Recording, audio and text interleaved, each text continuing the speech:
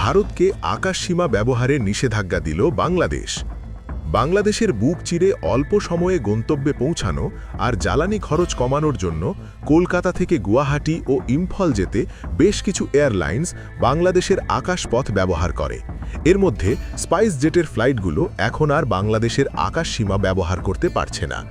দীর্ঘদিনের বকেয়া air navigation charge পরিশোধে ব্যর্থ হওয়ায় ঢাকা এই কঠোর সিদ্ধান্ত নিয়েছে। আন্তর্জাতিক নিয়ম অনুযায়ী কোনো দেশের আকাশপথ ব্যবহার করলে সেই দেশ সংশ্লিষ্ট এয়ারলাইন্সকে বেশ কিছু কারিগরি সেবা প্রদান করে। এর মধ্যে রয়েছে রাডার ও ন্যাভিগেশনাল ফেসিলিটিস, এয়ার ট্রাফিক কন্ট্রোলারের নির্দেশনা এবং তাৎক্ষণিক আবহাওয়ার তথ্য।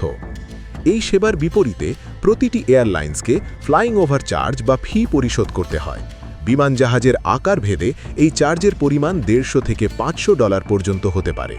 প্রতিটি ফ্লাইটের রাডার রেকর্ড অনুযায়ী মাস শেষে সংশ্লিষ্ট এয়ারলাইন্সের কাছে বিল পাঠানো হয়। স্পাইস জেট দীর্ঘদিন ধরে এই বিল পরিশোধ না করায় বাংলাদেশের এভিয়েশন কর্তৃপক্ষ এই কঠোর সিদ্ধান্ত নিতে বাধ্য হয়েছে। আকাশসীমা ব্যবহারে এই নিষেধাজ্ঞা সরাসরি প্রভাব পড়েছে স্পাইস জেটের ওপর।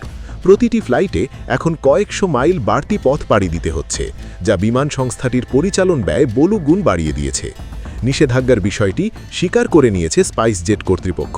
সমস্যার সমাধানে তারা বাংলাদেশি কর্তৃপক্ষের সাথে নিয়মিত যোগাযোগ রাখছেন। তারেক রহমানের সরকারের এমন সিদ্ধান্তকে আপনি কিভাবে দেখছেন? কমেন্টে জানান।